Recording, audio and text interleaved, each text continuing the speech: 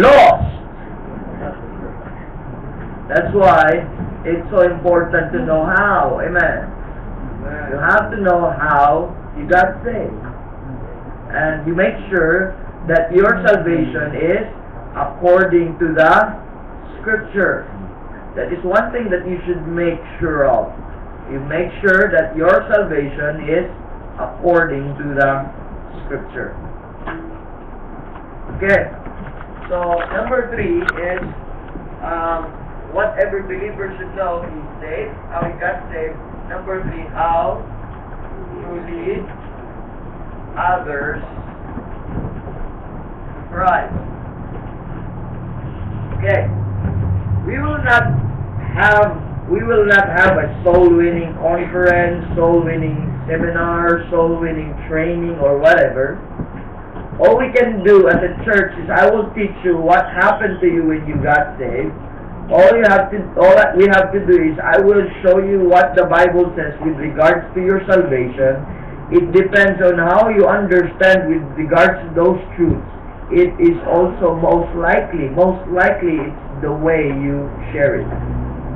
Okay? So I don't teach you techniques and schemes and programs. How you understand your salvation, it's that how you preach it. Pero, kung hindi mo alam kung paano sabihin yung kaligtasan, baka hindi mo din alam kung paano ka naliligtas. Example, si Mother Jopi. Okay? Anak ni Brother Andy. God forbid. Kunyari na. So, kalike ba? Malayo, opposite ko. Okay? Kunyari lang. Alam ni Brother Jopi na ang tatay niya ay si Randy. Paano niya sabihin yun sa mga tao? Kailangan pa ba niya ng schemes or techniques on how to say it? Sasabihin niya, that's my dad! That's my dad! Amen. Simple lang. If you are saved, therefore, if you say that you're not saved of your own self, by your own self, you are saved by someone. And that is a Savior. At how you got saved? Paano ka niligtas ng Savior ko na yun?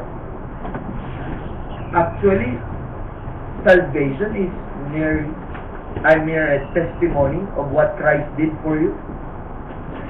Hello? What Christ did for you. Ang iba is dapat 3 minutes. This is how to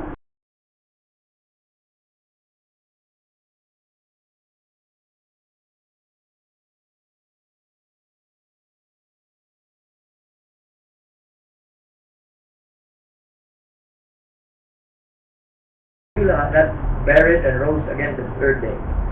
C. Confess. Ano yung confess nun? Confess your sins. D. Delay not. Take that.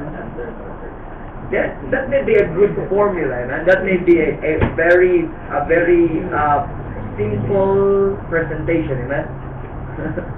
But that's not the salvation.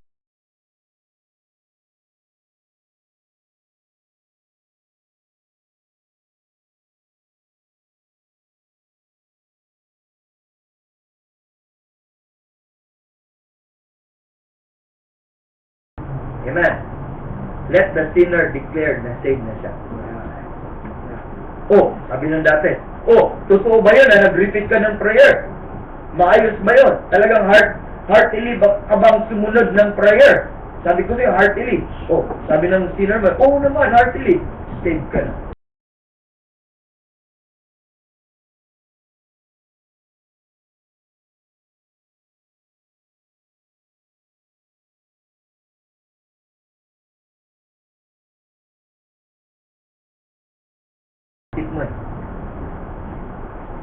Amen. Inaulit mo, ano nangyari? So, ganun po na yung nangyari. So, instead of leading the people to Christ, is leading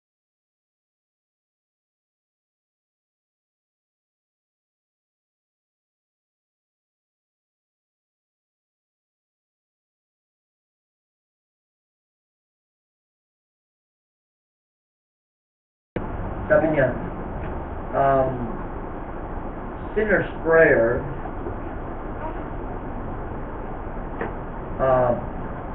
sinner's prayer,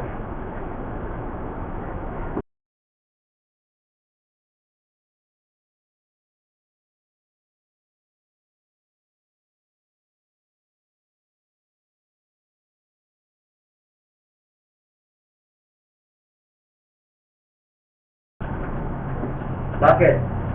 Because ang dami po mga tao ngayon nag-aakala na saved po sila dahil they repeat a prayer. And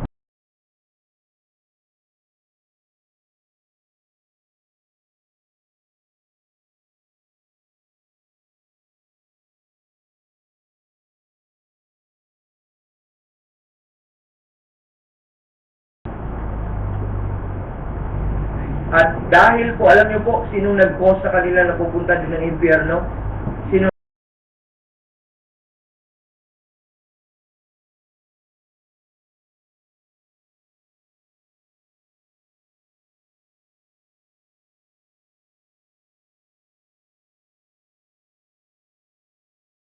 So, ang kanyang faith ngayon, ang kanyang confidence ngayon, rather than what Christ did,